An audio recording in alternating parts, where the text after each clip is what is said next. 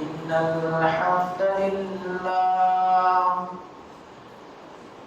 الحمد لله نحمده ونستعينه ونستغفره ونعوذ بالله من شرور أنفسنا ومن سيئات أعمالنا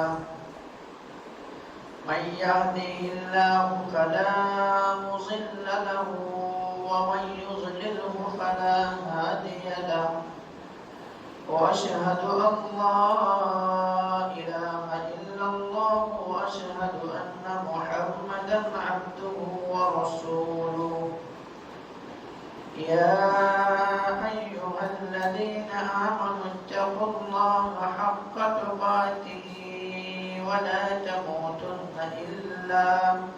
إلا وأنتم مسلمون يا أيها الناس اتقوا ربكم الذي خلقكم من نفس واحدة وخلق منها زوجها وبث منهما رجالا كثيرا ونساء واتقوا الله الذي تساءلون به والأرحام إن الله كان عليكم رقيبا يا أيها الذين آمنوا اتقوا الله وقولوا قولا سديدا يصلح لكم أعمالكم ويغفر لكم ذنوبكم ومن يطع الله ورسوله فقد فاز فوزا عظيما أما بعد فإن خير الحديث كتاب الله وخير الهدي هدي محمد صلى الله عليه وسلم وشر الأمور محدثاتها وكل محدثة بدعة وكل بدعة ضلالة وكل ضلالة في النار فقد قال الله تبارك وتعالى في كلامه المجيد والفرقان الحميد أعوذ بالله من الشيطان الرجيم بسم الله الرحمن الرحيم فخلف من بعدهم خلف أضاعوا الصلاة واتبعوا الشهوات فسوف يلقون غيا وقال النبي صلى الله عليه وسلم أول ما يحاسب به العبد يوم القيامة الصلاة رواه النسائي قال رب اشرح لي صدري ويسر لي أمري واحلل عقدة من لساني يفقهوا قولي ربي زدني علما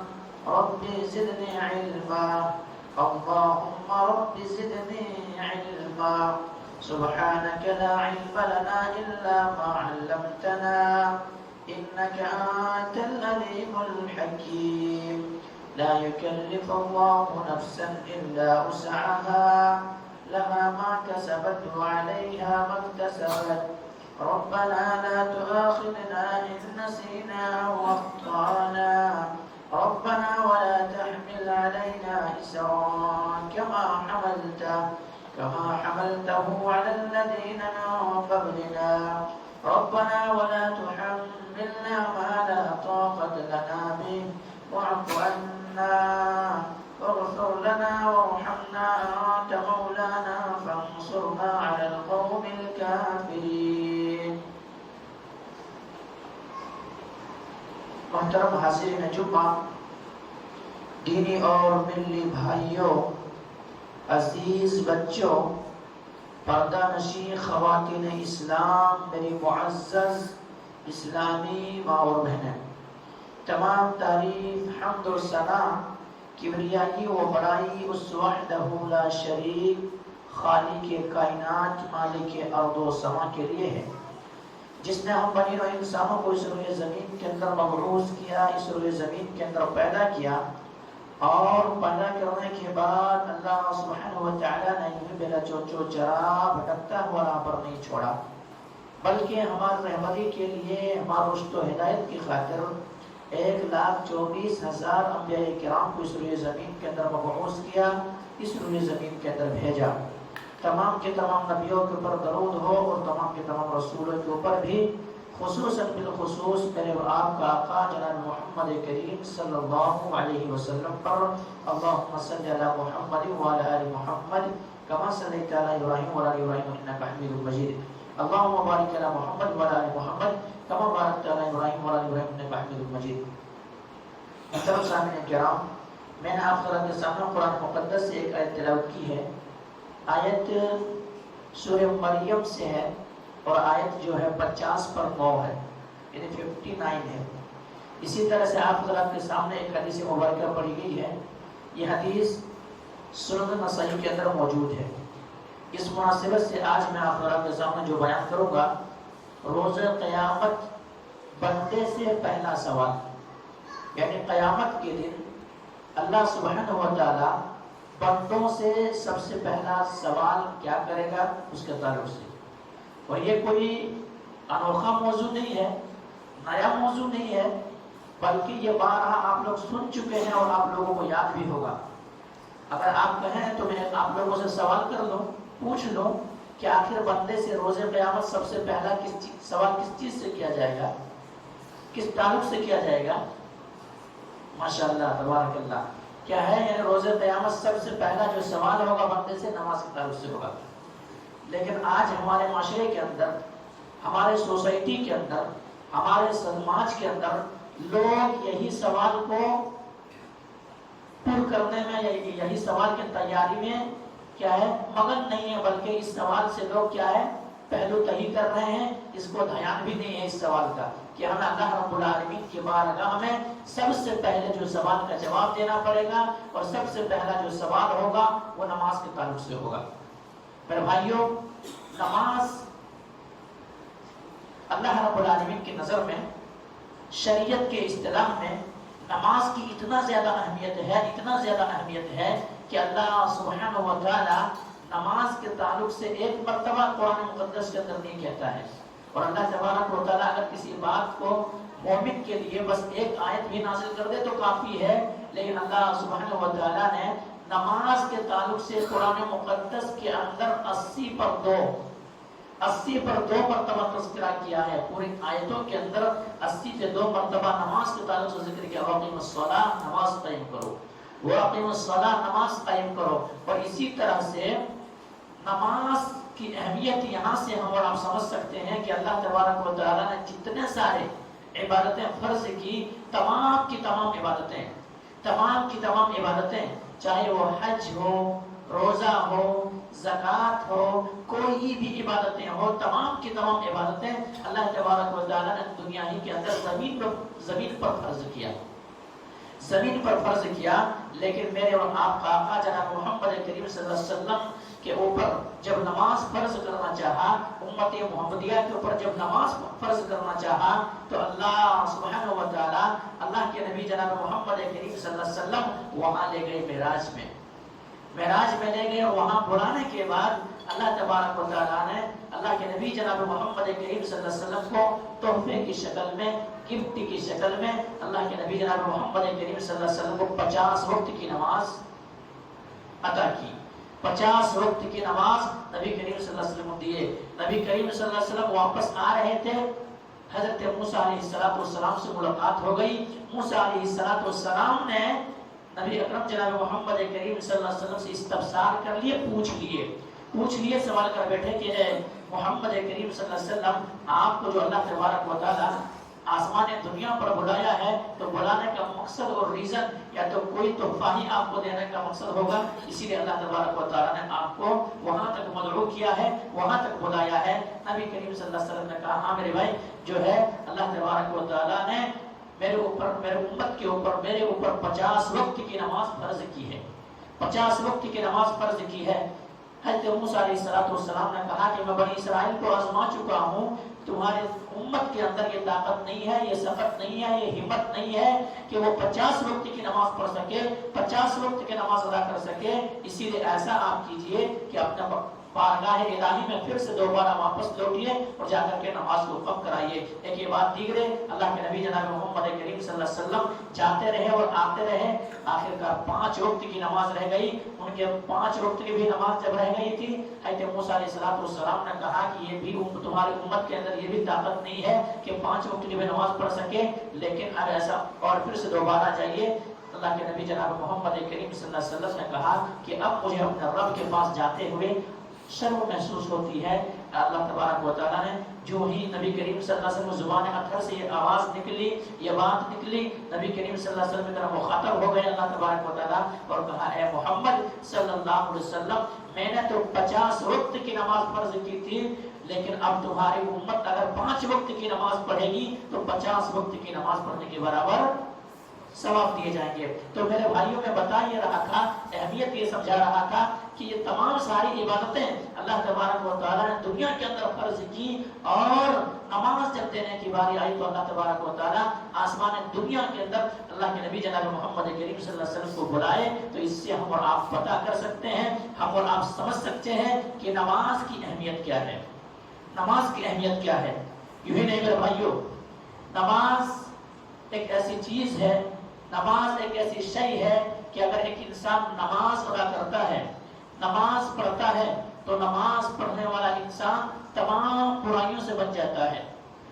नमाज पढ़ने वाला इंसान तमाम खराबियों से बच जाता है, क्योंकि अल्लाह तबारक व तआला ने यही 2 टोक अंदाज में फरमाया है, उतलु मा ऊहिया इलैका मिनल किताबि व अक़िमिस सलाह इन्नस्सलाता तन्हा अनिल फ़हशाई वल मुनकर। ऐ नबी जनाब मोहम्मद करीम सल्लल्लाहु अलैहि वसल्लम, आपके तरह जो वही की गई है, आपके तरह जो नाजिल की गई है, कुरान जो नाजिल की गई, उस कुरान की आप तिलावत कीजिए, व अक़िमिस सलाह, और नमाज कायम कीजिए। क्यों? नमाज जब आप कायम करेंगे तो नमाज कायम करने की वजह से क्या होगा, इन्नस्सलाता तन्हा अनिल फ़हशाई वल मुनकर, यकीनन नमाज इंसान को बेहयाई और बुराई से रोक देती है। तो मेरे भाइयों, अगर एक इंसान बुराई से बचना चाहता है, गुनाहों से बचना चाहता है, तो अल्लाह ने क्या करे, अल्लाह रब्बुल आलमीन ने जो उनके ऊपर फर्ज की है, नमाज का तोहफा जो नबी करीम सल्लल्लाहु अलैहि वसल्लम अता किए हैं, वही नमाज के हमें और आपको पाबंदी करना है, वही नमाज हमें और आपको पढ़ना है। मेरे भाइयों, हमें और आपको नमाज इसलिए भी पढ़ना है क्योंकि बेनमाजी इंसान जो है, जो नमाज नहीं पढ़ता है, वो इंसान, ऐसे इंसान के ताल्लुक से अल्लाह तबारक व तआला ने इरशाद फरमाया है, अल्लाह तबारक व तआला की इरशाद करामी है, ऐसे इंसान, बेनमाजी इंसान जहन्नम के अंदर जाएंगे। एक सबब ये होगा जहन्नम में जाने का कि नमाज नहीं पढ़ता था इंसान, इसी बिना पे, यही रीजन और यही सबब के बिना पे इंसान जहन्नम के अंदर जाएंगे।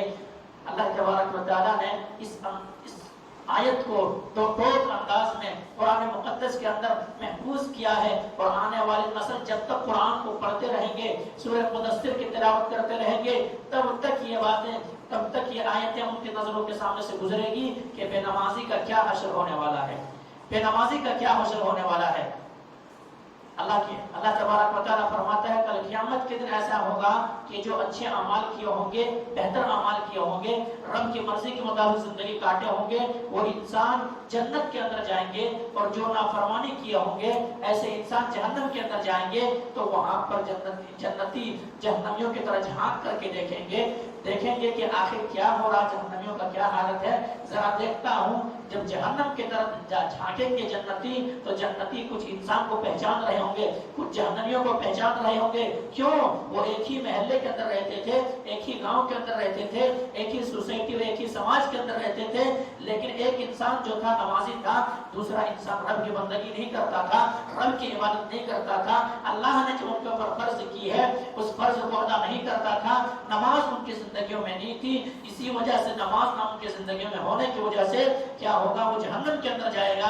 अब जन्नती झांक करके देख लेंगे और पहचान लेंगे, पहचानने के बाद जन्नती सवाल करेंगे, मा सलककुम फी सक़र फी जन्नाति यतसाअलून अनिल मुजरिमीन। जन्नती मुजरिमों से सवाल करेंगे, जहन्नमियों से सवाल करेंगे कि तुम जहन्नम के अंदर क्यों चले गए, तुम जहन्नम के अंदर क्यों चले गए। दुनिया के अंदर बड़ी तुम्हारी तारीफें हुआ करती थी, دنیا کے اندر بہت لوگ تمہاری تعریفیں کرتے تھے، تم سے بڑھ کر کے کوئی انسان تھا ہی نہیں، لیکن آج ریزن کیا ہے جس کی وجہ سے تم جہنم کے عذاب چکھ رہے ہو؟ سبب کیا ہے جس کی وجہ سے تم عذاب چکھ رہے ہو؟ وجہ کیا ہے جس کی وجہ سے عذاب چکھ رہے ہو؟ جہنم کے اندر تم چلے گئے ہو، آخر کیا وجہ ہے جس کی وجہ سے تم جہنم کے اندر چلے گئے ہو؟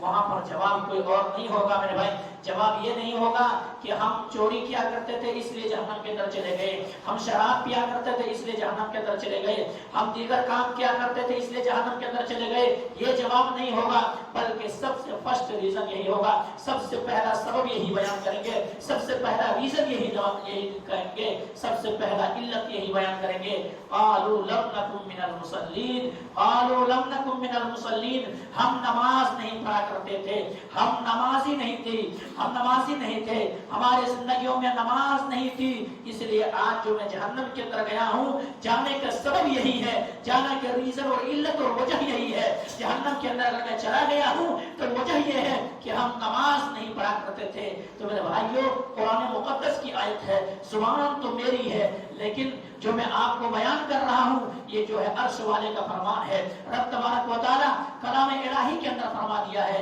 اس لیے میرے بھائیو، اگر ہماری اور آپ کی زندگی میں اگر نماز نہیں ہے تو ہماری زندگی میں کچھ بھی نہیں ہے، ہماری اور آپ کی زندگی میں نماز نہیں ہے تو کچھ بھی نہیں ہے میرے بھائی۔ نماز اگر ہمارے اور آپ کی زندگی میں ہے تو ہماری زندگی میں سب کچھ ہے، سب کچھ ہے، اور اگر نماز نہیں ہے تو ہماری زندگی میں کچھ بھی نہیں ہے۔ اسی لیے میرے بھائیو، اللہ تبارک و تعالی کل قیامت کے دن بندے سے جو سب سے پہلا سوال کرے گا، سب سے پہلا جو سوال ہوگا یہی نماز کے تعلق سے ہوگا۔ اللہ کے نبی جناب محمد کریم صلی اللہ علیہ وسلم نے فرمایا، اول ما يحاسب به العبد يوم القيامة الصلاة ومن صلحت، سب سے پہلے بندے سے قیامت کے روز جس تعلق سے سوال کیا جائے گا، سوال پوچھا جائے گا، استفسار کیا جائے گا، کس تعلق سے؟ نماز کے تعلق سے۔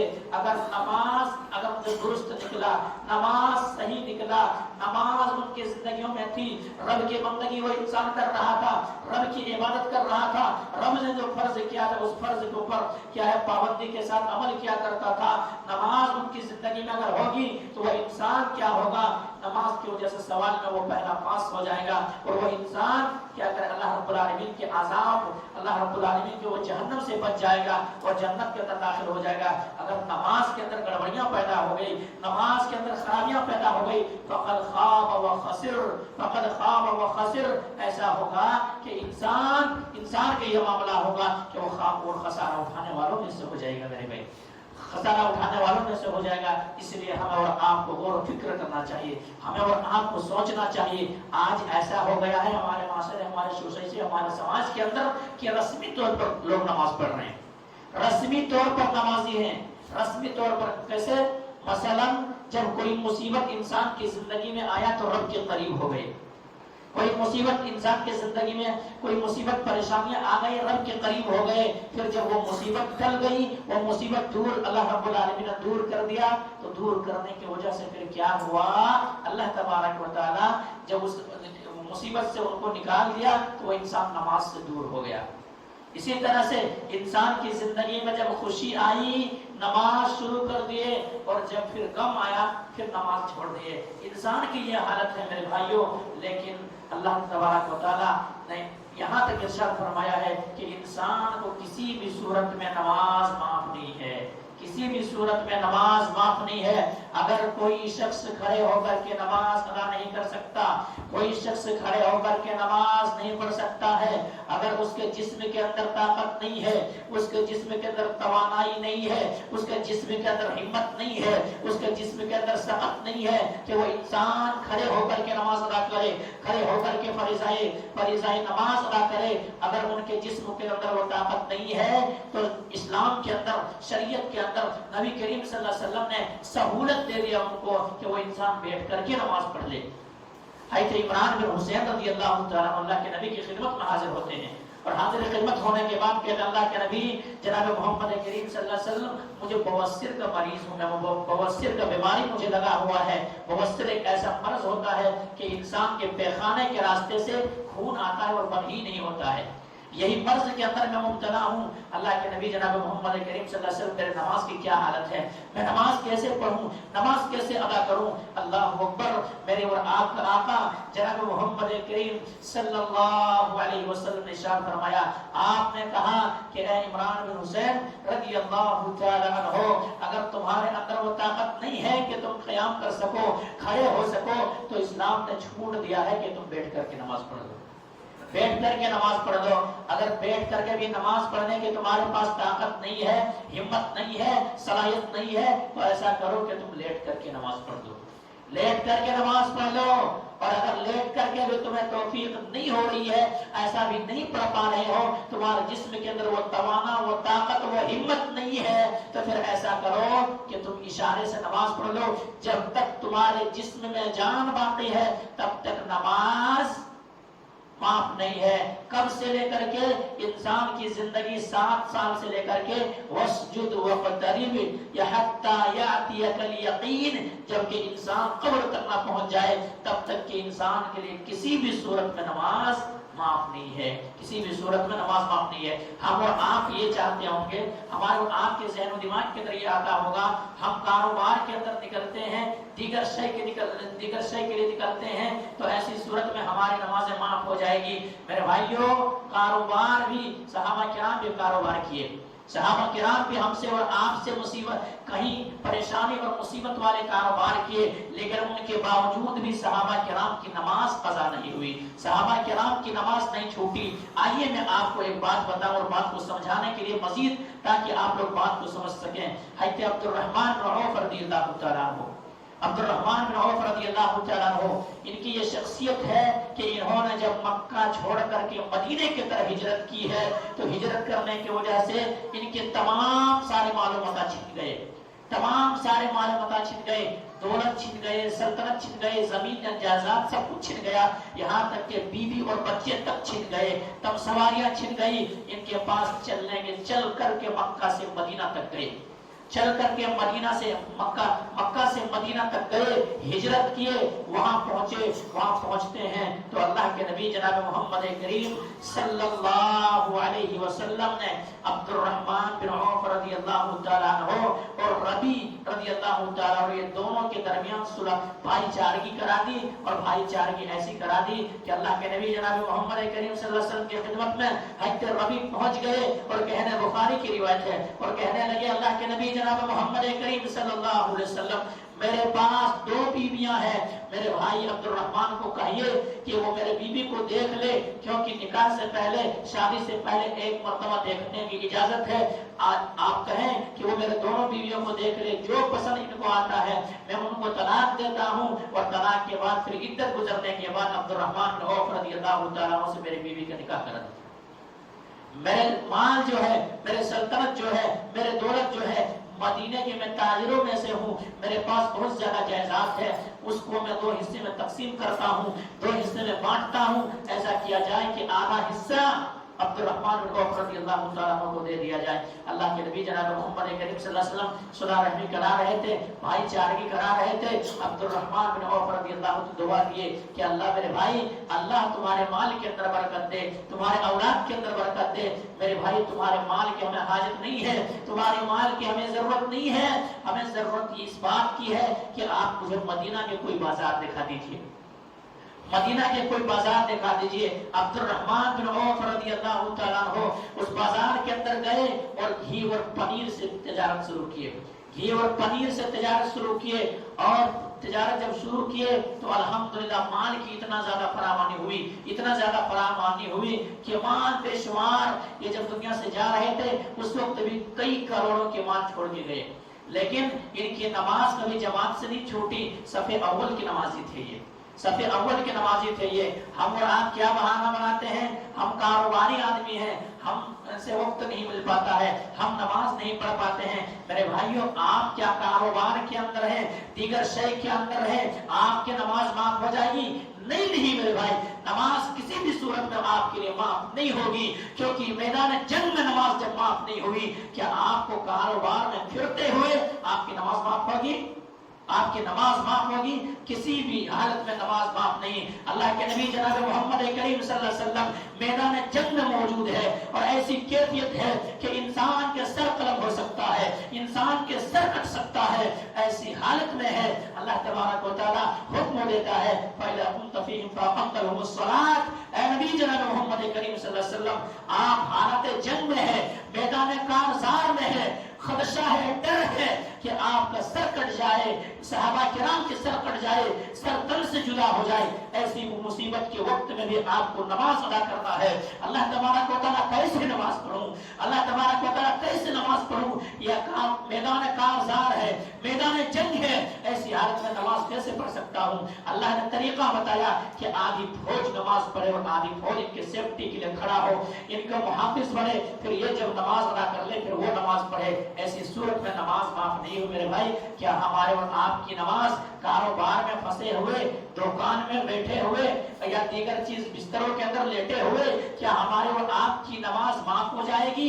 ہمارے اور آپ کی نماز معاف ہو جائے گی، ہم اور آپ سوچ سکتے ہیں، ہم اور آپ سمجھ سکتے ہیں۔ میرے بھائی آئیو میں بتا رہا تھا عبد الرحمن بن عوف رضی اللہ تعالیٰ عنہ کے تعلق سے کہ وہ تاجر بھی تھے اور پہلے صف کے نمازی بھی تھے، اگلے صف میں آ کر کے امام کے بغل میں آ کر کے کھڑے ہوتے تھے تاجر ہونے کے باوجود بھی۔ تو میرے بھائیوں ہمارے اور آپ کی تجارت، ہمارے اور آپ کے کاروبار اگر نماز سے روک دیتی ہے تو وہ تجارت کو کوئی فائدہ نہیں، تجارت کا کوئی فائدہ نہیں ہے۔ اس لیے میرے بھائیوں ہمیں اور آپ کو وقت نکالنا ہوگا، ہمیں اور آپ کو نماز کی پابندی کرنی ہوگی، ہمیں اور آپ کو جہاں بھی وقت ملے نماز ہمیں اور آپ کو پڑھنا ہوگا۔ کسی بھی صورت میں انسان کے لیے نماز معاف نہیں ہو سکتی ہے۔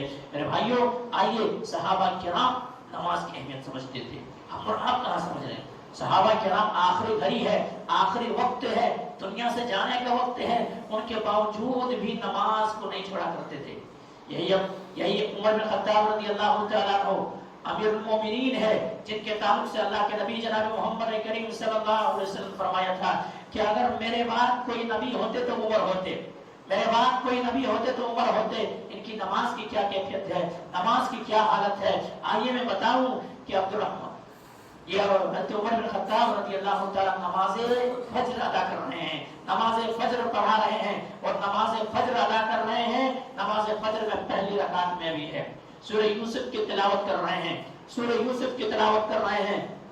حضرت عمر بن خطاب رضی اللہ تعالیٰ عنہ کے اوپر وار ہوتا ہے، پیٹھ میں چھرا پھونک دیا گیا ہے، پیٹھ میں تلوار پھونک دیا گیا ہے، پیٹھ میں خنجر پھونک دیا گیا ہے، پھر بھی اسی بھی حالت میں حضرت عمر بن خطاب رضی اللہ تعالیٰ عنہ نمازی کی حالت میں ہے، قرآن کی تلاوت کر رہے ہیں، قرآن کی تلاوت کر رہے ہیں۔ اچانک امیر المومنین عمر بن خطاب رضی اللہ تعالیٰ عنہ جب خون بہتے بہتے گر جاتے ہیں، وہاں پہ گر جاتے ہیں، صحابہ کرام کو ابھی تک پتہ نہیں چلا ہے کہ امیر المومنین عمر بن خطاب رضی اللہ تعالیٰ کا حملہ ہو گیا ہے۔ امیر المومنین عمر بن خطاب رضی اللہ تعالیٰ عنہ کو پیچھے دشمن نے حملہ کر دیا ہے اور یہ پریشانی ان کی زندگی میں آ گئی ہے، نماز کی یہ کیفیت ہو گئی ہے۔ صحابہ کرام سمجھے کہ سورت بھول گئی ہے، سبحان اللہ کہہ رہے ہیں۔ اب وہاں پہ عمر بن خطاب رضی اللہ تعالیٰ عنہ وہاں پہ مصلی پہ گرے ہوئے ہیں، مصلی پہ پڑے ہوئے ہیں۔ کچھ دیر کے بعد ہوش آتا ہے، حضرت عمر بن خطاب رضی اللہ تعالیٰ عنہ عبد الرحمن بن عوف رضی اللہ تعالیٰ عنہ کو ہاتھ پکڑتے ہیں اور کہتے ہیں اب میرے اندر وہ طاقت نہیں ہے، میرے اندر وہ طاقت نہیں ہے کہ میں مصلی پہ کھڑے ہو کر کے اس ذمہ داری کو سنبھال سکوں، میں نماز پڑھا سکوں۔ اس لیے ایسا کیا جائے کہ آپ نماز ادا کیجئے۔ اب کو لے کر کے جایا جاتا ہے، عمر بن خطاب رضی اللہ تعالیٰ عنہ کو کیا ہے وار کیا گیا ہے، جسم چھلی ہو گیا ہے۔ امیر المومنین عمر بن خطاب رضی اللہ تعالیٰ عنہ کو گھر تک پہنچایا جاتا ہے، گھر میں سلا دیا جاتا ہے، آرام کے لیے بستر راحت میں سلا دیا جاتا ہے۔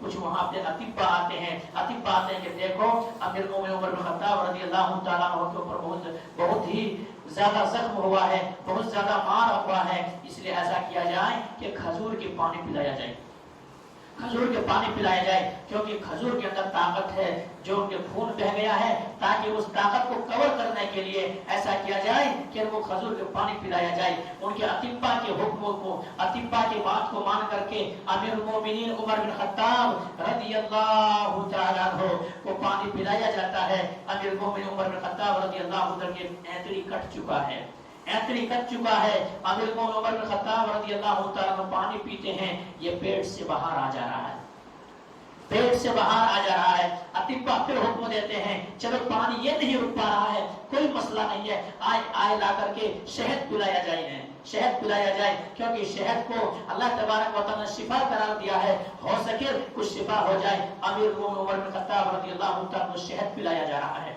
शहद पिलाया जा रहा है, शहद नोश कर रहे हैं, शहद पी रहे हैं, वो भी शहद भी पेट से बाहर आ जा रहा है, शहद भी पेट से बाहर आ जा रहा है, दूध पिलाया जा रहा है, वो भी पेट से बाहर आ जा रहे हैं। ये कैफियत है, ये हालत है। उसी वक्त एक सहाबी रसूल आ जाते हैं और कहते हैं, देखो अमीर उमर बिन खत्ताब रज़ियल्लाहु तआला अन्हु नमाज अदा कर रहे थे, अभी इनकी नमाज मुकम्मल नहीं हुई थी, एक रकात नमाज अदा किए थे, एक ही रकात पढ़े थे, दूसरी रकात के लिए खड़े थे, इसलिए ऐसा किया जाए, अमीर उमर बिन खत्ताब रज़ियल्लाहु तआला को वार किया गया है, इनके ऊपर क्या हमला किया गया है, इनके जिस्म छल्ली छल्ली किया गया है, इस बात को इतना अफसोस इन्हें नहीं होंगे जितना नमाज छूटने का अफसोस इन्हें होंगे। इसलिए जब होश आ जाए अमीर उमर बिन खत्ताब रज़ियल्लाहु तआला को, तो सबसे पहले इन्हें नमाज के ताल्लुक से कहना, क्योंकि आप नमाज अदा कर रहे थे, अमीरुल मोमिनीन उमर बिन खत्ताब रज़ियल्लाहु तआला आप मुसल्ले पे मौजूद थे, आपकी एक रकात रह गई है, आप नमाज नहीं पढ़े हैं, नमाज के ताल्लुक से इन्हें कहना। अमीरुल मोमिनीन उमर बिन खत्ताब रज़ियल्लाहु तो होश आते हैं, अमीरुल मोमिनीन उमर बिन खत्ताब रज़ियल्लाहु तआला को नमाज के ताल्लुक से कहा जाता है, नमाज याद दिलाई जाती है। अमीरुल मोमिनीन उमर बिन खत्ताब रज़ियल्लाहु तआला उसी हालत में नमाज पढ़ने के लिए खड़े हुए, उसी हालत में नमाज पढ़ने के लिए खड़े हो गए।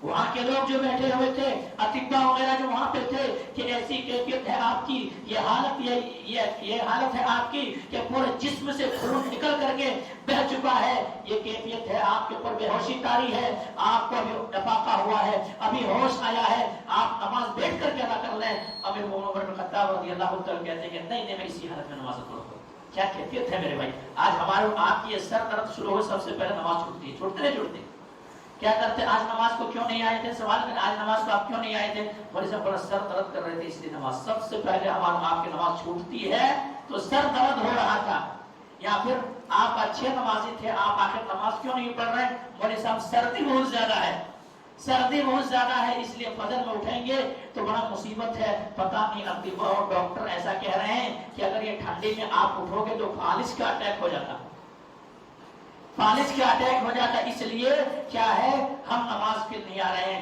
मेरे भाइयों, हमारा आपका आका जनाब मोहम्मद करीम सल्लल्लाहु अलैहि वसल्लम तो ये कह रहे हैं, जुइलत कुर्रतु यनी फिस्सलाह, मेरी आंखों की ठंडक नमाज है। सहाबा किराम की जिंदगियां खतरे में है, लेकिन नमाज है सहाबा किराम की जिंदगियों में। लेकिन आज हम और आप तवाना है, तंदुरुस्त है, सेहतमंद है, मालूम पता है, तमाम सारी चीजें सवारियां हमारे पास मौजूद है, सब कुछ होने के बावजूद भी हम मस्जिदों से कोसों दूर हैं, हमारे कानों में आवाजें टकराती है, हैया अलस्सलाह, हैया अलल फलाह, आओ नमाज की तरफ, आओ कामयाबी की तरफ, हम और आप बारहा सुनते हैं, लेकिन हमारे आपके कान में जूं तक नहीं रेंगता है। क्यों? इसलिए नहीं रेंगता है क्योंकि हमें और आपको वो आखिरत के ऊपर यकीन नहीं है। जब यकीन हो जाए तो इंसान बिस्तरे मर्द पर ही क्यों ना हो, नमाज को जाया नहीं करेंगे, नमाज को बर्बाद नहीं करेंगे। और अगर किसी की जिंदगी में अगर एक वक्त की भी नमाज अगर जाया हो गई है तो कल क़यामत में अफसोस करेंगे कि क्या मैंने काश को नमाज ना छोड़ा होता, ना छोड़ा होता। तो मेरे भाइयों, नबी करीम सल्लल्लाहु अलैहि वसल्लम के ऊपर मुसीबतें आई, नबी करीम सल्लल्लाहु अलैहि वसल्लम के ऊपर परेशानियां आई। आप सल्लल्लाहु अलैहि वसल्लम क्या कहते थे, अरिहना या बिलाल अक़िमिस सलाह, अरिहना या बिलाल अक़िमिस सलाह, ए बिलाल आज़ान कहो और मेरे दिल को ठंडक पहुंचाओ, मेरे सीने को ठंडक पहुंचाओ, मेरे दिल को आराम पहुंचाओ। क्यों?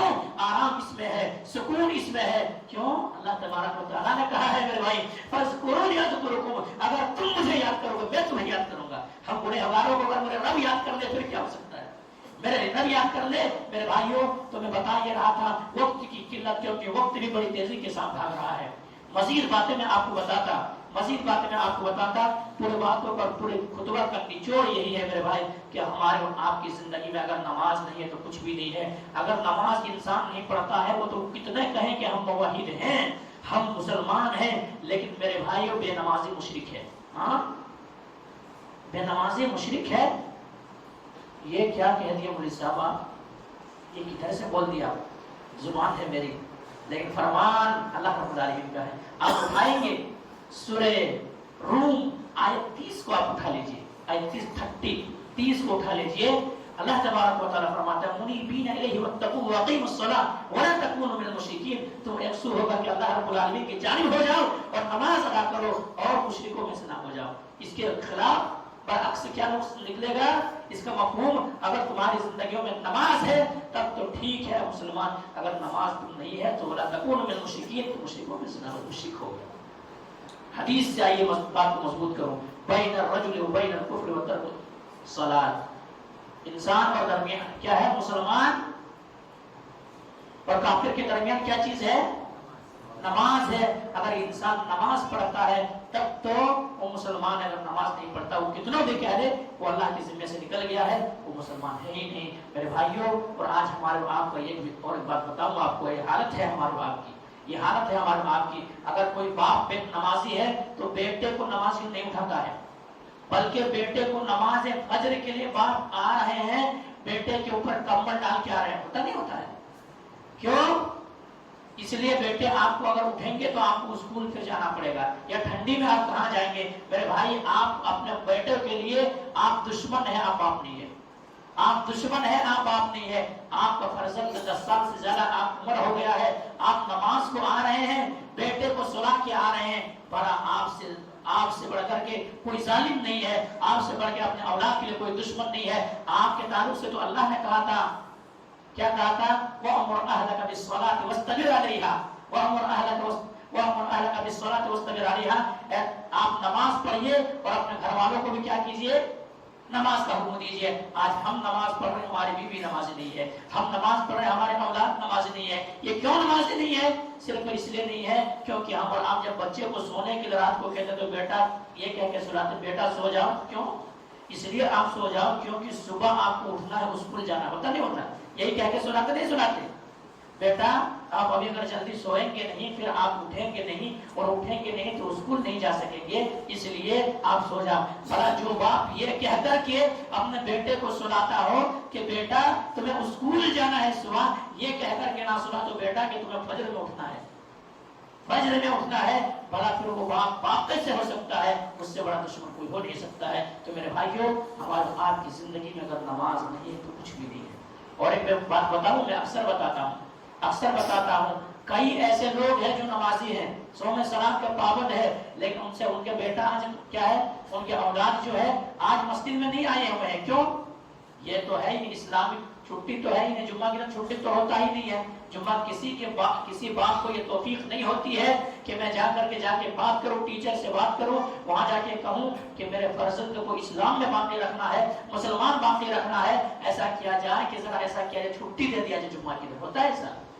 نہیں ہوتا ہے. لیکن میرے بھائیوں, اگر کوئی آپ کا اولاد ہے, اگر کیا 10 سال سے زیادہ, 7 سال سے نماز شروع ہو گئی ہے, 10 سال سے زیادہ عمر ہو گیا ہے اور نماز جمعہ کے لیے نہیں آ رہا ہے, اور تقریباً ریگولر اگر ان کے 3 جمعہ اگر چھوٹ گیا ہے تو دل پہ مہر لگا دیا گیا, دل پہ مہر لگا دیا گیا. اب آپ سمجھ سکتے ہیں کہ اسلام میں باقی رکھنا چاہیں گے یا اسکول میں ان کا نام باقی رکھنا چاہیں گے. اور الحمدللہ ابھی بھی کئی ایسے اسکول وغیرہ ہے, کئی ایسے کالجز وغیرہ ہے جہاں پہ مسلمان کو چھوٹ دیتا ہے کہ آپ کیا کریں, آپ نماز کے لیے آپ جائیں پھر جلدی آ جائیں, چھوٹ دیتا ہے. لیکن ہم اور آپ یہ نہیں چاہتے کہ ہمارا بیٹا جمعہ کی نماز پڑھے, ہمارے بیٹے نماز کی پابندی ہو جائے. تو میرے بھائیوں, انسان کی زندگی میں اگر نماز نہیں ہے تو کچھ بھی نہیں ہے. نماز انسان پڑھتا ہے تب مسلمان ہے, اگر نماز نہیں پڑھتا ہے تو وہ اسلام میں ہے ہی نہیں. یہ تمام کسی متفق فیصلہ ہے, متفق تمام مذاہب, تمام مسالک, تمام کا یہی کہنا ہے, اگر اس کی زندگی میں نماز ہے تو مسلمان ہے,